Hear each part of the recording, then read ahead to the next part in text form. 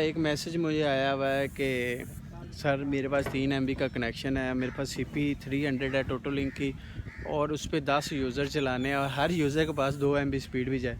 तो भाई इस तरह के लोग कमेंट पूछते हैं कि भाई कि इतना भी नेट तेज़ नहीं होता कि हर तरफ 2 MB जाए। अगला बंदा एक डाउनलोडिंग लगा दे तो सारा पानी का पानी हो जाएगा। 10 MB का अगर शो करवानी हो तो आप सर्वर बना के जितनी मर्ज़ी शो करवा दो। अगर मोबाइल की आगे डिवाइस में स्पीड ही नहीं जानी तो उस 2 MB 4 MB को क्या करना है।